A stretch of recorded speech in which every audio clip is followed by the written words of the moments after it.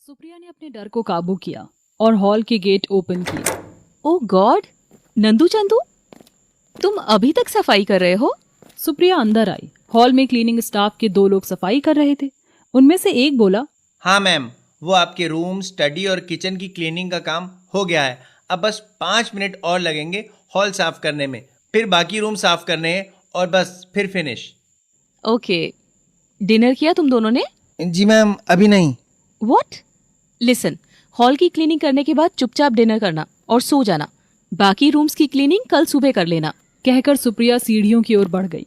कमरे में आकर उसने शावर लिया, अपनी नाइट गाउन पहनी और कुछ देर तक अपनी फेवरेट मूवीज देखती रही। फिर लैपटॉप बंद करके खुद में ही बड़बड़ाने लगी। 12 बजने वाले हैं। अब तक तो अनुदित वापस जोधपुर भी चला गया होगा। अच्छा ही है जो उसने मुझे पार्टी में इग्नोर कर दिया।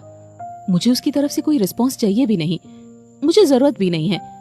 मैं उसकी यादों में ही खुश हूँ और अब तो मेरे पास सिर्फ उसे देखने भर की याद नहीं है। अब तो मेरे पास उसके साथ बिताई वो प्यारी सी नशीली सी रात भी है जिसे याद करके मैं बहुत खुश हो सकती हूँ। हाय, यही ग्रीन पिलो मेरे सर के नीचे लगाकर उसने मुझे बेड पर लिटाया था। शायद अनुदित भी उन्हीं लोगों में से एक है जो नशे में बड़े केयरिंग हो जाते हैं और होश में आते ही सबको इग्नोर करने लगते हैं। किसी की फीलिंग्स की तो कोई केयर ही नहीं करते।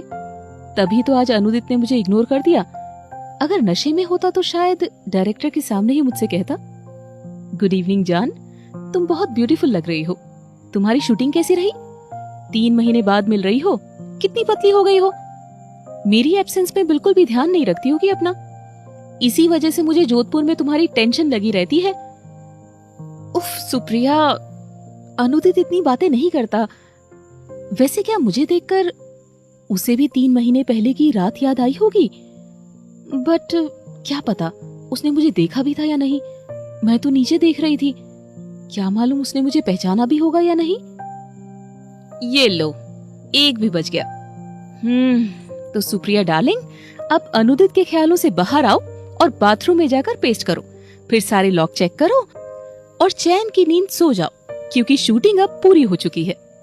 अब no script, no practice, only sleeping and sleeping and sleeping. Sir, आप इतनी देर से क्या देख रहे हैं? बहुत देर तक बकबक करते रहने के बाद विकी ने देखा कि अनुदित उसकी बातें सुन ही नहीं रहा है, बल्कि उसका ध्यान तो उस बिल्डिंग की तरफ ही था जिसके आसपास कोई भी नहीं था, क्योंकि बारिश रुकते ही वे दोनों स्टूडेंट्स वहां से जा चुके थे। लेकिन अनुदित अभी भी वहीं देख रहा था। सर, आपने ग्लास क्यों ओपन किया? आपका पूरा चेहरा बारिश के पानी से भीग गया है। रुकिए, मैं टिश्यू पेपर देता हूँ। विकी ने टिश्यू पेपर का बॉक्स निकाला ही था कि अनुदित की सर्द आवाज उसे सुनाई दी, कार से नीचे उतरो। लेकिन सर, मैं यहाँ से पैदल चलकर एयरपोर्ट तक कैसे जाऊंगा? और जोधपुर की फ्लाइट में भी ज्यादा टाइम बाकी नहीं है। हम जोधपुर कल सुबह जाएंगे। ओह, तो मैं कल सुबह की फ्लाइट बुक कर देता हूँ। लेकिन अभी आप कहाँ जाएंगे? अरे हाँ, आपके तो 3 बंगले हैं, आप तो किधर भी रुक सकते हैं। ठीक है सर, मैं यहीं आसपास किसी होटल में रुक जाता हूँ। अब घर तक पैदल चल के जाना तो हो नहीं पाएगा मुझसे। नीचे उतरो। जी सर। कहते हुए विक्की बुरे मन से कार से नीचे उतर गया। अनुदित आगे जाकर ड्राइविंग सीट पर बैठा और अपनी कार शहर के अंदर अपने विला की ओर बढ़ा दी, जहां सुप्रिया भी रहती थी। सुप्रिया गुनगुनाते हुए बाथरूम में गई और पेस्ट करने लगी। अभी उसने पेस्ट करना शुरू ही किया था कि तभी उसे रूम के गेट खुलने की आवाज आई। वो चौंक गई। फटाक की आवाज के साथ उसने बाथरूम का गेट खोलकर अंदर देखा। अनुदित सोफे पर अपना मोबाइल, घड़ी, पर्स और बाकी चीजें रख रहा था। आप घर कब आए? सुप्रिया चौंक कर बोली। अनुदित ने पीछे मुड़कर देखा।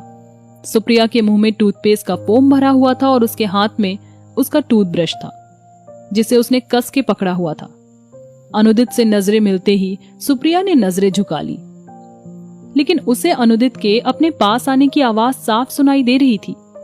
अनुदित उसके पास आया और उसकी ठोड़ी पकड़कर उसका चेहरा ऊपर किया, लेकिन इससे पहले कि सुप्रिया उसे देख पाती, अनुदित ने उसका चेहरा दीवार की ओर घुमा दिया, जहां पर एक सुंदर सी दीवार घड़ी लगी हुई थी और उसमें रात के 1 बज रहे थे। सुप्रिया ने घड़ी देखी, लेकिन उसे कुछ समझ नहीं आया। एक तो अनुदित के इतना पास होने पर वैसे ही घबरा रही थी और ऊपर से अनुदित ने उसकी चिन पकड़ रखी थी। फिर एकदम से उसे समझ आया। ओह अच्छा, आप 1 बजे घर आए हैं। सुप्रिया ने मुस्कुराने की कोशिश करते हुए कहा। अनुदित ने उसकी ठोड़ी से अपना हाथ हटाया और वापस सोफे के पास जाकर अपना ब्लैक कोट उतारने लगा। सुप्रिया एकटक उसे देख रही थी। उसके एक हाथ में टूथब्रश था और दूसरा हाथ अपनी ठोड़ी पर था, जिसे अभी अभी अनुदित ने टच किया था। व्हाट? अनुदित ने सुप्रिया से पूछा, क्योंकि वो उसे बुरी तरह घूर रही थी। कुछ नहीं, वो मोबाइल लेना था, पेस्ट करना है ना। कहकर सुप्रिया ने ड्रेसिंग टेबल से अपना मोबाइल उठाया और बाथरूम के अंदर जाकर दरवाजा बंद कर लिया। क्या बोलकर आई मैं उसे? पेस्ट के लिए मोबाइल की क्या जरूरत है?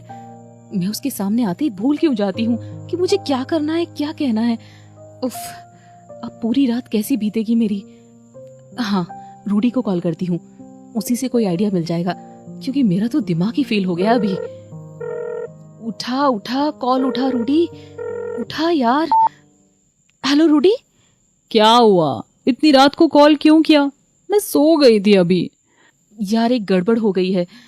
अनुदित वापस जोधपुर नहीं गया, वो घर आ गया है। मैं क्या करूं रूडी, कैसे करूं? मुझे कुछ समझ नहीं आ रहा। व्हाट? अनुदित घर क्यों आया है? अच्छा हाँ, बारिश की वजह से शायद आज रात की फ्लाइट्स कैंसिल हो गई होंगी।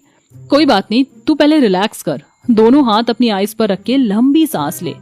मेरे एक हाथ में टूथब्रश है और दूसरे में मोबाइल, और मुंह में भी पेस्ट भरा हुआ है। सीरियसली सुप्रिया, मैं गाली देना छोड़ चुकी हूँ, वरना आज मैं तुझे एक मस्त वाली गाली जरूर देती। लेकिन अब बस तुझे इतना ही कहूंगी कि इस दुनिया के सारे पागलों के महान शैतान की पुजारिन, पहले अपना मुंह पानी से धो, ब्रश धो और शांति से बैठ कर बात कर। ओके, हाँ मैंने मुंह धो लिया और सांस भी ले ली, आंखें बंद करके। अब क्या करूं? अब डार्लिंग ये बताओ कि तुम कहाँ हो इस वक्त, और अनुदित कहाँ है? मैं अभी बाथरूम में हूँ और अनुदित कमरे में है। अच्छा, बाथरूम के डोर को हल्का सा ओपन करके देखो कि वो क्या कर रहा है रूम में। ओके। हल्का सा दरवाजा खुलने की आवाज। वो अपनी टॉवल और नाइट सूट लेकर कमरे से बाहर निकल गया। That's too good. अब वो किसी और रूम के बाथरूम में जाकर फ्रेश होगा और अपना नाइट सूट पहनकर उसी रूम में सो जाएगा। Now B relaxed and happy. लेकिन क्या डार्लिंग? मैंने आज बाकी के रूम्स की क्लीनिंग के लिए मना कर दिया था। क्या? तू पागल है क्या सुप्रिया? ये क्या कर दिया तूने?